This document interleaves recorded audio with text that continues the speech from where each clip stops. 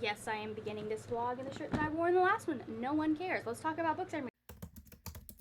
I am currently like almost done with this. I'm at 77%. I will be done with it by the end of the day. I am highly enjoying it, and I'm sure I will have plenty to say. I anticipate this being like a 4 or 5 star read just because it is very good. Also, other books, once I'm finished that one, I will go back to my other audiobook, which was Mad, Bad, and Dangerous to Know by Samira Ahmed. This is really, I really am enjoying like the dual timeline aspect of it. Well, it's not really a dual timeline, but it's like it's mostly Qayyum, and then we get little snippets of Layla and kind of like the story behind this character. I just like it, and there is connections to her, even though she's in the past. I'm interested to see how deep those connections go. I'm in the middle of like a whole bunch of other stuff right there, but I'm currently actively reading Make Up or Break Up by Lily Manon. I was liking it, but now this competition aspect of them like continually sabotaging each other, it's getting a little old, especially considering, like, here's my thing when you have rivals or enemies to lovers type storylines. I love them. I love the part where they're like I love the part where you start out and they're bantering and they kind of move to this kind of begrudging trust, and then it's like, oh no, there are feelings. Like, I like that progression. I enjoy it. However, my thing is when there start to be feelings, if there is not a shift in behavior towards the person that has been their enemy, I do have, kind of have issues with it. That's why, The Folk of the Air works for me, because there is a definite point where there is a shift in their relationship. Right now, he has made it very clear he's still into her, he still likes her, but he's still like sabotaging her for no reason. Like, I could be okay if he was just making it a little more difficult or adding a little bit of challenge, but he is literally he completely sabotaged her for stupid things, and I just, it's incredibly selfish, it's incredibly frustrating, and I understand that she has also been sabotaging him and all of that. I just, this seems, it seems a little much in this particular instance. And it's really funny because it was such a small thing, but it just, is it not enough for him to just be like, you know what, I have the best app? Maybe I'll finish that today. I don't know. I have a bunch of stuff that I need to do today, including I need to start getting stuff ready so that my brother actually has a place to sleep when he comes down, instead of having to move all of, because his room's turned into a little bit of storage, and I just need to put all of my stuff back under the bathroom sink. Hi, hello, we have books to talk about, and then we have a package. I'm so excited for this. I know exactly what this is. I'm so excited. I have some other books that are coming in, one of which is supposed to be coming in today as well. We'll see. That's gonna make things interesting. My mother's already judging me for the fact that I got this giant box of books. Like, ma'am, I ordered this as a Christmas present. Stop. Talking about books. I finished Such a Fun Age last night. This was so good. Let me tell you, that ending was immensely satisfying. This is, I don't want to really spoil it, but it was so good. This is just I love the dual perspectives, because you can kind of see how things could have gone right, and then you get to watch them kind of crash and burn. I would describe this as Little Fires Everywhere meets one subplot of The Help, sort of. It's the same relationship of the little girl and whatever Viola Davis's character is. I don't know, that's Viola Davis. Whatever movie she's in, that's Viola Davis. Plus the really just twisted mind games, PTA kind of mom, only she's an influencer in this case instead of whoever she was in Little Fires Everywhere. Just, if you liked Little Fires Everywhere, I think you will like this book as well. It was so good. 5 out of 5 stars. I'm putting this on my wish list. And then, because I could not, it was 12:30, I wasn't asleep, and I was like, I might as well read a book, but did my brain let me read a book that I'd already started? No, of course not. Why would my brain be reasonable like that? I started the Bromance Book Club by Lyssa Kay Adams. It's interesting. It did not start how I thought it was going to start. And I like it. I mean, I would have been okay if it started that way as well, but I like it. The one thing I don't really like is the romance Like, so it's mostly, oh, what are their names? Gavin and Thea's points of view. Like, it goes back and forth between the two of them, but then every now and then you will have a chapter from the book that he's reading, which is Courting the Countess. If you don't know what the Bromance Book Club is about, it is a book club started by this bunch of guys where they read romance books and try and figure out what that can teach them about how to speak their wives' language. Long story short, I'm enjoying it so far. I made it like 80 pages in before I was like, finally, like, oh yeah, I think I can fall asleep now. So anyways, we'll see. I have high hopes for this book. I have read more of Makeup Breakup. We got past the part that was annoying me. The back and forth with this dude where he'll like he just sabotaged her, and like 10 minutes later he's hitting on her, and I'm just like, why? Granted, she is a little more antagonistic than necessary. So, like, she does bring some of this on herself to some extent. But, like, you can be competitive and not completely and totally sabotage someone. Alright, so, the giant box. This is from Illumicrate, and I probably, let's see. No, I don't have a proper box cutter. Sue me. It's their Infernal Devices box. So when I saw that they were doing this, I was like, this absolutely has to be something that I get, because if you know, this is my favorite series from Cassandra Clare so far. Well, Herondale is my favorite Herondale. That has only been solidified by the Last Hours books. Like, when I was 20, he was hot and awesome and I would have dated him. Now that I am 33, he is hot and awesome, and I would still date him. So first, we have a letter to the readers. That's on top. And then I think I know, I've seen somebody posted online their box just as soon as they got it. So I'm pretty sure I know like what most of this is. But let's go ahead and open this box up. Let's get it to be, I don't actually, like, I know what the item is, I don't know what's on the item. So this is like one of those little like book pots, and oh, this is so cute, oh my god. Okay, so it is a little like book pot, you can put stuff in it, and it says the Shadowhunters Codex. Oh, that's so cool. This is the Herondale Crest. Yeah, I love it. Don't, come on, focus on that. Come on, you little turkey. There we go. I love it with the herons and the H, and that is perfect. Like, we're really leaning into this teal theme. And then this little box, I'm pretty sure I know what these are as well. Yes, okay, so they're little like stands.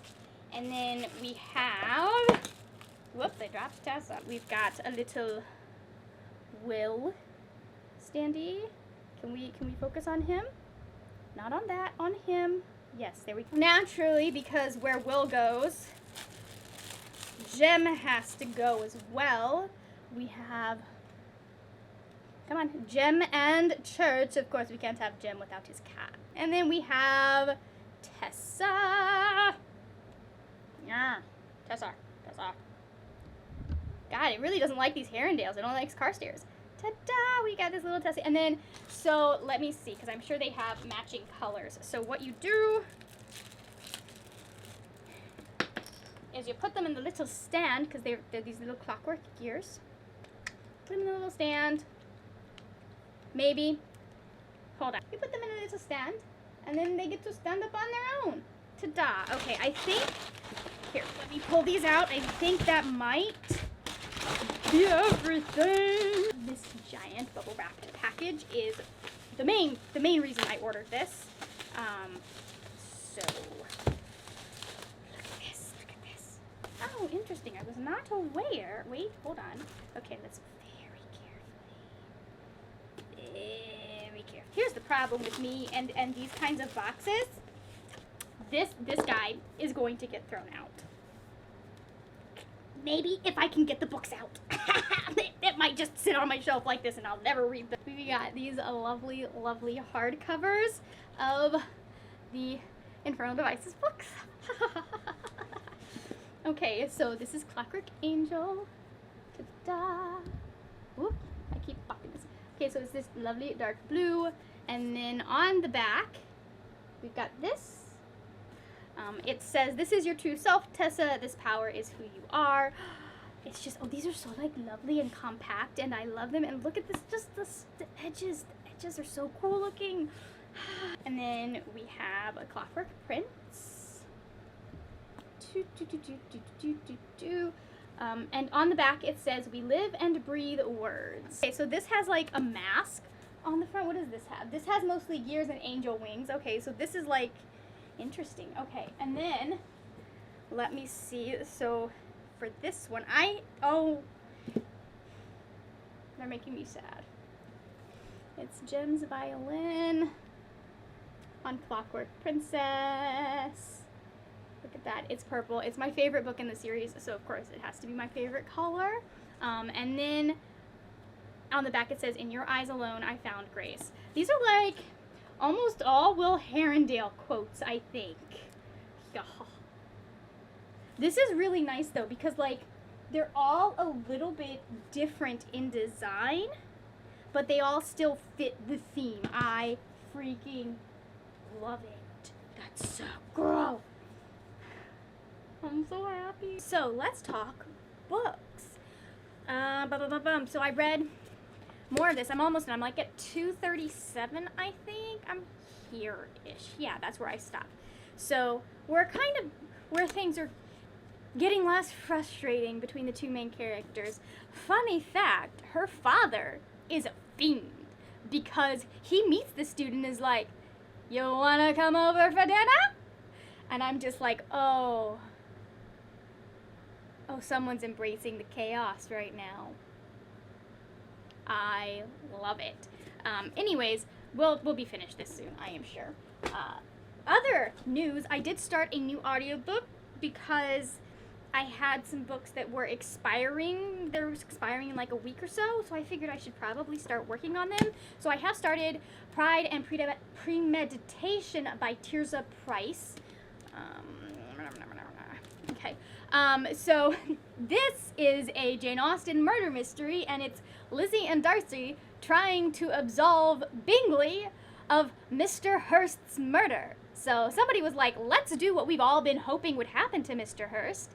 I mean, he's not my first choice for a murder, but he's a pretty decent one. Let's do that, and then have Lizzie and Darcy have to solve it. So I guess like Darcy and Lizzie's dad are barristers, and their job is to get them out of jail, basically. Like they're like basically lawyers, I think. Like there's a fact, I'm not entirely sure the difference between a solicitor and a barrister, but like both terms have been used, and they're not entirely the same thing, but they're still like basically what we would consider a lawyer, right? And then Lizzie is kind of like, this is like Pride and Prejudice meets Sherlock Holmes, because Lizzie is really good at snooping and finding clues and stuff, and she wants to be a barrister, but obviously that's a bit difficult since she is, in fact, a woman. So anyways, we're just gonna keep chugging along in this, because this is fun. We're already, like, she's definitely remixed it and rewritten it and changed up how things go. Like, this is happening in London. So there's no, like Longbourn doesn't exist. It's Longbourn and Sons, which is the business that her father owns. And, like, so things have been switched around and changed up, but I am still highly, it's good. I like how the changes that she is making. They're fun. So last night, I stayed up way too late, and finished Breakup by Lily Manon.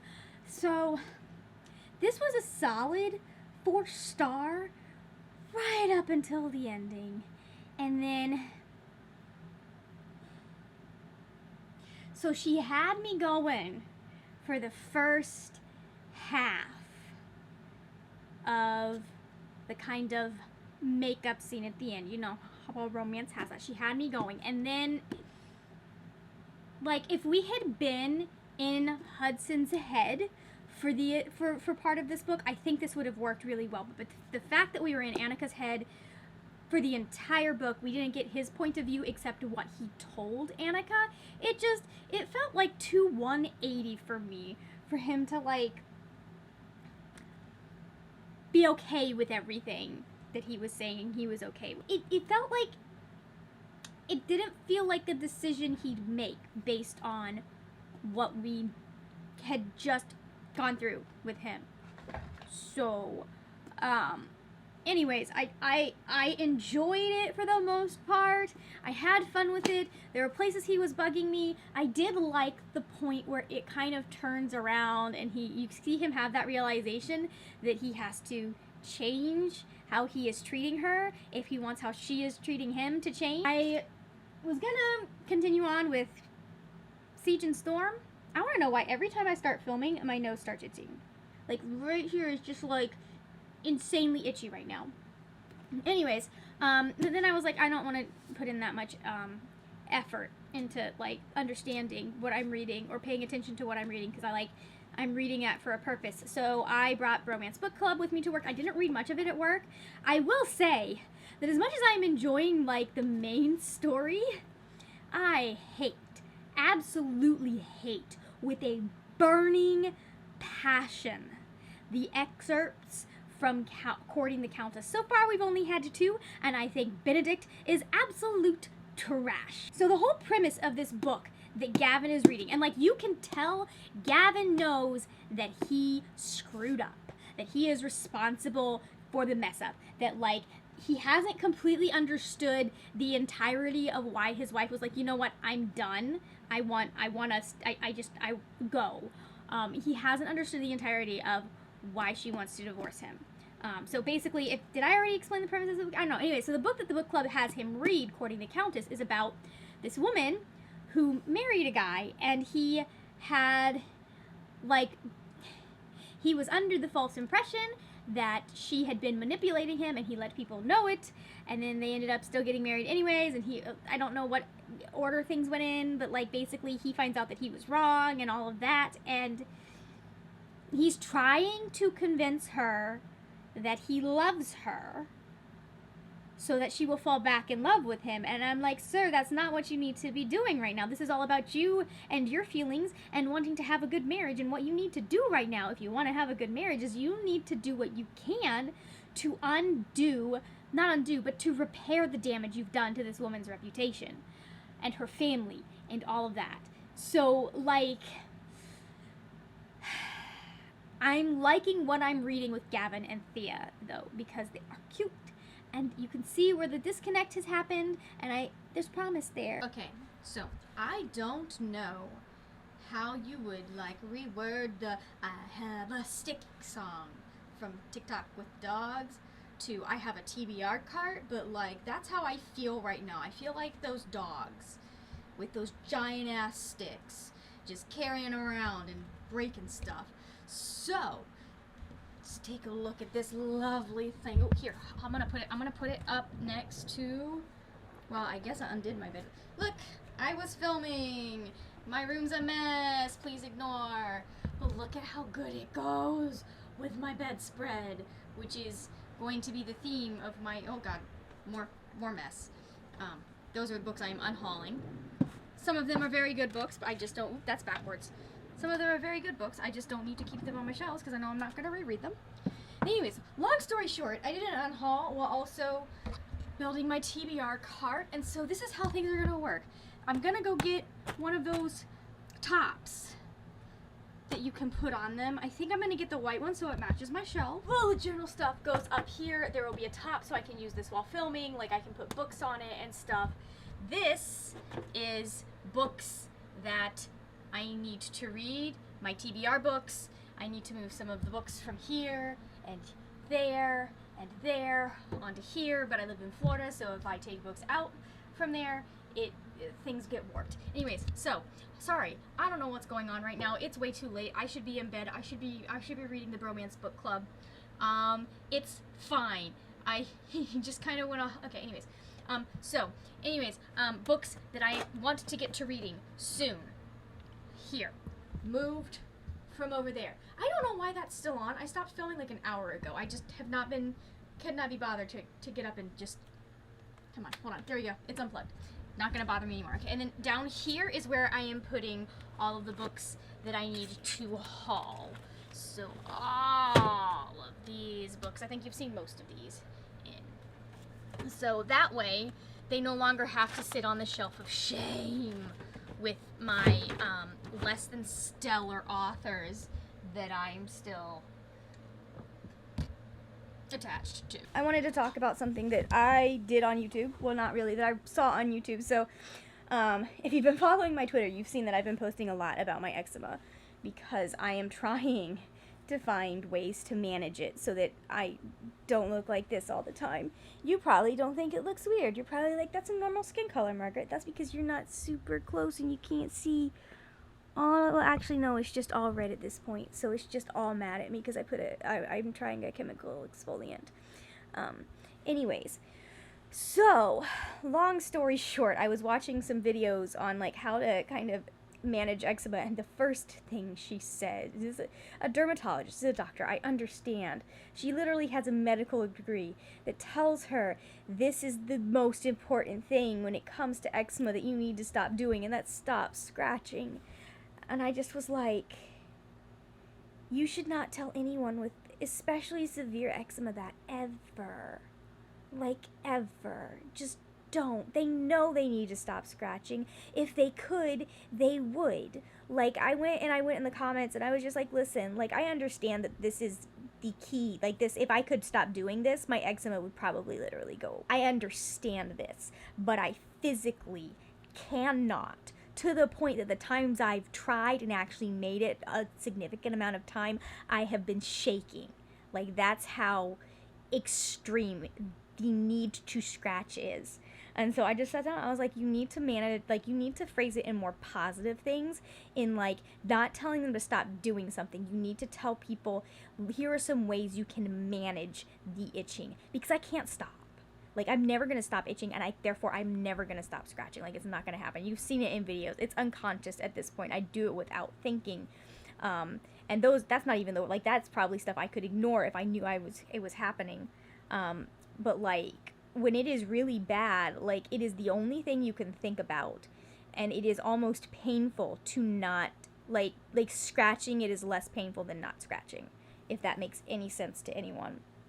And so I was just, like, I spent, like, I still struggle with, and I'm better about it now that I'm older and I understand that there is nothing morally wrong with me because I can't stop scratching, but, like, I spent so much time feeling like there was something morally wrong with me because I was not strong enough to do this very basic seeming thing. So, anyways, that's my little rant. Like, if you have a kid, if you have a friend, if you know anyone who has eczema, don't tell them to stop scratching. Just don't. If they could stop, they would. I promise you. Like if I had a trigger, that would be, I probably do. That probably is a trigger. Because, like, you tell me that, you ask me that, and like, my entire mood is ruined. Like, just wrecked. Like, my self-esteem takes a plummet. I just, like... Yeah. And it doesn't affect me as much as it used to. And it doesn't frustrate me as much as it used to. But that's also because I don't hear it as much as I used to hear it all the time as a kid, even from my friends. And, like, I know people mean well. But I don't think they understand how it feels to know that it seems so simple. Like, it seems like such a simple thing you should be able to do. And you can't. Like, I'm telling you, you can't. This is coming to you from the girl who spent almost a year jogging with a mask on in the Florida heat and humidity in the afternoon. Like, I can push through some pretty intense, or decently intense stuff. I have never been able to do this, and I don't think I ever will be. Not until the exit. The only way to do it would be to completely put my eczema into remission. So, anyways, just food for thought. So, as you can see, it is Sunday, and I am, as usual, trying to do too many things at once. I just finished food prep and finally took a shower today. We were trying out a new recipe, and then I wanted to put some stuff in my hair and just let it sit. So there we go. the things I do to bring out the little bit of wave and like actually have it look good instead of just looking frizzy. It's Sunday afternoon. I've been doing food prep. I need to go down and get some studying done for my insurance course while my brother is gone.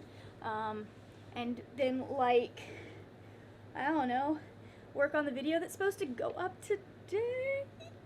Question mark. And I have laundry to fold. Should I put it on the bed so that like we can keep up with tradition? It's like literally on the other side of the bed. Hold up. Ta-da! We are here to talk about the books I have read. When I rearranged my shelves and was like, oh, I don't have room for any of my any more contemporaries.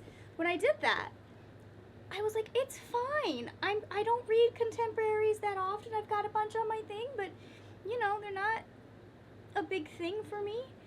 And now I'm just only in the mood for contemporary romance, as evidenced by the fact that I have read two this week. You guys would have seen me read Makeup Breakup by Lily Manon. This is not my favorite book by her I have ever read. It just stuff happened at the end that I just like. We were going for a good 4-star book, but then changes in attitude happened at the end that I think would have been more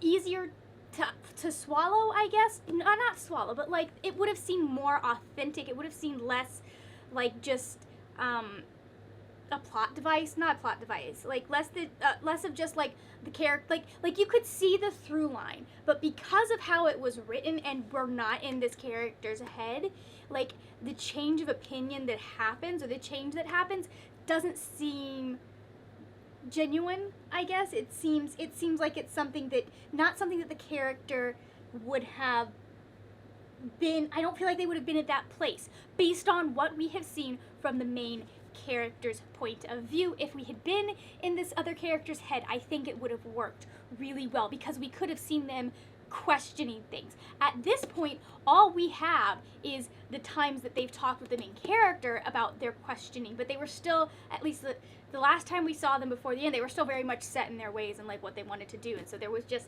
like, we really needed just a chapter of them after that third act breakup struggling with things, and we needed it to be in their head. So, and then there was something else they did that I felt like cheapened the main character's win. And I don't know how we could have done the situation any differently, but at the same time, it needed to happen. Other than that, it's good. If you want kind of a fun, like, they're mutually in this relationship where they're both mutually hazing each other, like, and they're okay with, I mean, like, it's just annoying them because it's getting in their way, but like, they're in this like mutual hazing relationship that they're just like, okay fine, this is how it's gonna go, where they kind of like have feelings, but also that, like, I wouldn't say don't read this. I think it's good. I just wanted a little more from the ending. It felt a little bit too abrupt. Oh, hey, there you are. Shout out to this little earbud, because it apparently fell out of my pocket as I was walking out of Publix, and got run over stepped on based on the damage, and still works. You also would have seen me read Pride and Premeditation by Tirza Price. This was fun. Wasn't long enough, but it was fun. I really enjoyed the way that the author remixed Pride and Prejudice and made it about murder. Like, the focus is definitely, like, if you are a Jane and Bingley fan, just know you are not going to get your stuff in this. This is Lizzie and Darcy both kind of trying to, like, being on opposite sides, not opposite sides of this murder, but like being at odds because of this murder. Certain characters that no one cares about die, and I was wrong. Well, actually, I was right. Well, I wasn't. Let's just say who the murderer is. Delightful. But like, of course they would murder someone. It is not who you think of first. It's not who you think of first. So anyways, I just really enjoyed the characters. I liked the fact that we get this kind of like push and pull sexual tension kind of thing between Lizzie and Darcy without losing the story for it. I don't remember, is there any kissing in this book before the end? I don't know. Anyways, there was a moment where I was like, oh, someone definitely was thinking of the 2005 Pride and Prejudice hand flex when they wrote this scene. It wasn't a hand flex, but like they were thinking of it when they wrote the scene. Final book that I finished this week. We finished 3 books this week. And I'm halfway through another one, but we'll get there. Final one that I finished this week is The Bromance Book Club by Alyssa K. Adams. Gave it 4 stars. The chapters that I was disliking grew on me as we got a little bit further. I actually was, by the time we were at the end of it, I was like, okay, but I'd actually read this book. I still, think Benedict was insufferable in the first 2 chapters that we kind of read from that book, but I really liked the fact that, more men should read this book, because Gavin really sits down and goes, I never really thought about how my life impacts my wife. I never really thought about the stuff that she did. And I think, in our society, there are so many men that if they really truly sat down and understood, they would be a lot better about, helping their wives out around the house. But we're just, at least my generation is still, we're kind of in this crossover where we're starting to realize that, we're stuck between our parents' idea of what parenting and marriage is supposed to look like, and this newer oh wait, no, let's actually have good relationships that are equal. So I really enjoyed it. The one thing, the big dramatic grand gesture, just as someone who never wants to be proposed to in front of a crowd, this isn't it's not a proposal, but I'm not a I want a crowd at my wedding, but also I don't. Does that make sense? But it's going to be my wedding, so you're all going to come and see me look like a princess. That's what's, or a queen. I guess I'm a woman now, so I'm going to look like a queen. Anyways, long story short, I'm going to freaking deck myself out. I'm going to wear more jewelry than I've ever worn in my life. There will probably be a tiara. She says, she's in a relationship. Anyways, so as someone who just has high secondhand embarrassment, the big grand gesture didn't really work for me. I was cringing, I wasn't having fun, but I also recognize that there are a lot of people out there that would have been like, yes, this is a rom-com, this is exactly what should be happening. And I understand that, it's a good, I get it. I just died a little inside, because if I had been Thea, I would have just, chucked myself off a bridge rather than deal with everyone staring at me like that. I'm just like, no, bye. I started The Girl with the Dragon Tattoo by Stieg Larsson. This is on my spring TBR, and I had the audiobook, and I was like, you know what? One of these days I will finish the Samira Ahmed book, but I keep having all of these other ones that I can't renew. I'm like, I guess I better read those first. Anyways, almost DNF'd it in the first chapter just because I was just like, I don't care about anything that is happening right now. Why do I care about this dude and his journalistic successes? And I'm I understand that this is supposed to be intriguing, but I don't care. And then we got to chapter 2 with Elizabeth Salander, who is one of the main characters, and I was like, oh, okay, I'm okay with this. My intrigue was piqued when we started describing Elizabeth. I am now halfway through. There is a murder possible mystery, and I'm more invested now in, is it Blomquist or Lundquist? Blomqvist. It is interesting. I will say this author is getting a star docked from this book, at least, for unnecessary violence against women. I understand why that particular plot point is happening. I understand the point the author's making with that, but at the same time, I'm just but we didn't need to go that far. We really did not. It doesn't affect what the character is going to do later. It just, so I was like, that wasn't necessary, and it was handled in a way I was like, only I would write it this way. But anyways, so this is basically surrounding this book at least. And I'm not, the plots have not divulged yet. I'm assuming they will. So Mikael is hired by this elusive dude who is one of Sweden's, he's the head of, or was the head of the corporation of one of Sweden's wealthiest families, and his grandniece, goes missing, and she's been missing for 40 years, and he's like old. He's like, I'm gonna die. I want to take one last stab at finding out what happened to her. And so Mikhail is there trying to solve that, and then we have Lisbeth, who is supposed to be solving something that happened to Mikhail, because he basically had his name dragged through the mud for libel, even though he thought he had like a legitimate story. And so they're trying, like, she's doing that. And so eventually I'm assuming these two paths are going to cross, and they're supposed to be working together. They haven't yet, though. They haven't met, and we're halfway through. And this is one that is, like, obviously not going to be a romance. And I went into this going, like, this is probably not going to have a romance in it. So, anyways, I am now intrigued and enjoying it. I wouldn't say that I'm particularly, like, attached to any of the characters, but I want to know how this girl died and how they disappeared her body, if she did die, and stuff like that. I mean, I could probably just watch the movie, but it's not terrible writing, actually. So, like, this, depending on how this ends, I may continue on with the rest of the series, and if the series ends up being good, this is one that I might actually, like, not be mad to have on my shelves. Not this copy. I would probably go and find a larger, less beat up copy. You'll learn more about that next time in the next vlog, which I will start tomorrow. Yeah, we'll do that because it's Sunday. Anyway, so unless anything like drastic happens, we're just gonna close the vlog out here. Thank you. Oh, also, just a final statement. Watch Rutherford Falls, please. I understand that you do have to, like, sign up for Peacock Premium to access episodes 4 through 10. But it's only for a week, and it is highly, highly worth it. I am loving it. Like, my favorite thing about it is, like, because of the way all of the dynamics go, it's like there's no one clear, like, good guy or bad guy. Does that make sense? It's like real life type messy. At least among the characters that we are seeing. Now, there are some that are a little bit more like, maybe you need to take a step back and think about what's going on here.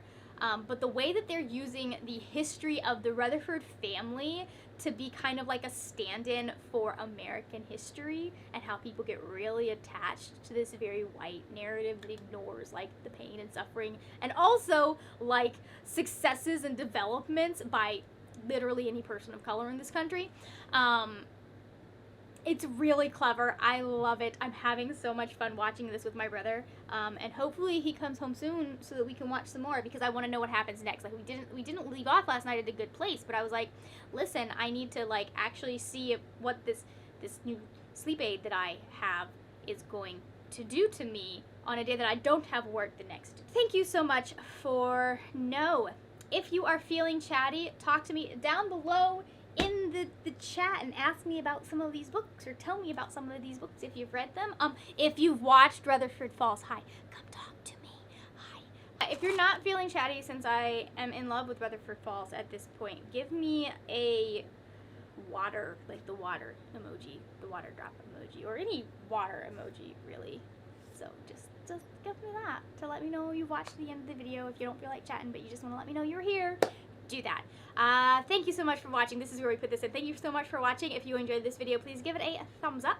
And also, there will be videos over here that you can watch of other stuff that happens on my channel. In theory, this will be the vlog that came before, and this will be something else. The most recent video, I don't know. I figure these things out as I am scheduling them. I don't plan this ahead of time. Who would do that? Not me. That is it for now, my friends. Happy reading, and I will see you later when we will talk about more wordy, nerdy things. Bye!